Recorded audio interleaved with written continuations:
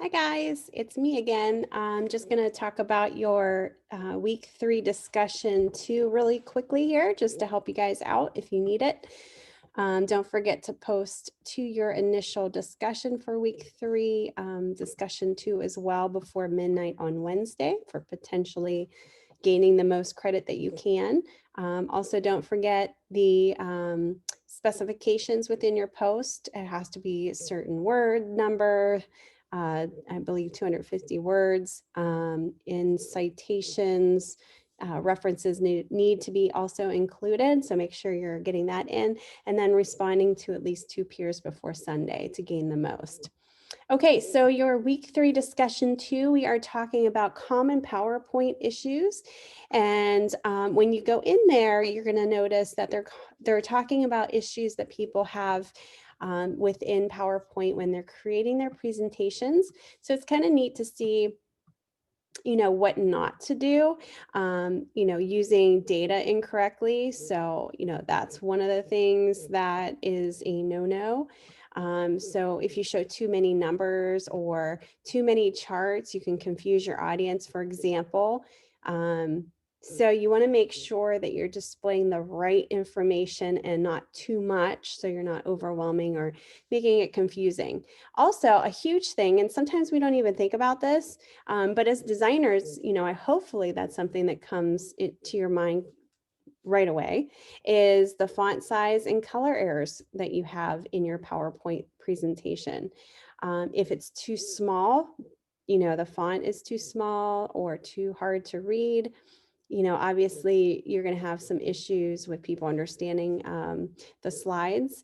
If the color of each background of the slide is also important, if there's, too much brightness of the color, clashing colors, if you have complementary colors, for instance, a background color, say, is a green, and then you have red type on it, that could be an issue because it creates this buzz in your eye and it's hard to read.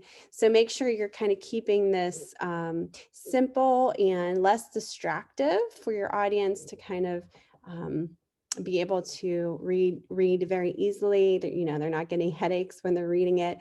And it's easier, to follow.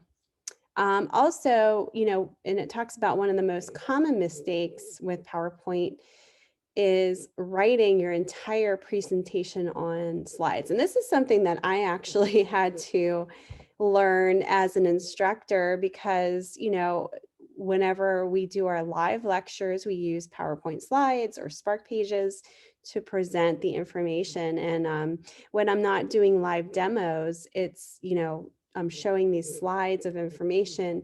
And throughout my time as an instructor, and I'm still doing it today, I'm kind of going through and editing out a lot of information that doesn't quite need to be on the slides because it might be overwhelming.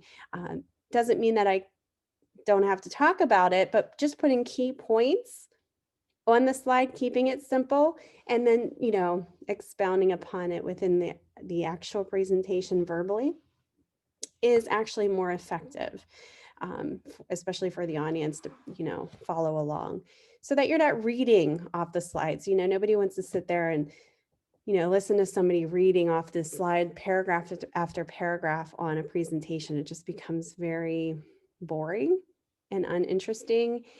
So, those are some common mistakes that are being discussed within your discussion. So basically, the prompt in the discussion asks, after you read all of this information, how do common issues in PowerPoint, like the ones mentioned in the discussion, play a role in reliability and credibility of the presenter? Okay, so explain your answer. Suppose you find yourself or coworker presenting and making some of these mistakes. What could you do to improve the quality of the overall presentation? So think about that. What if you knew all of these mistakes and then you sat in a presentation with somebody that you worked with, maybe a boss, maybe a coworker, and you saw these common mistakes? Just talk about what you would do. How would you improve the quality? What would you do? add in citations. You could even add a story that you see online as a citation. That is a great example that you can share with everybody, that could show maybe somebody who made a mistake and they realized it. So almost like a testimonial in that regards. Maybe you experienced something very similar, maybe not as the presenter, but maybe you were in a presentation and somebody had some of these issues going on in the presentation, and how did that make you feel? You could talk about that in a more personal manner. Okay.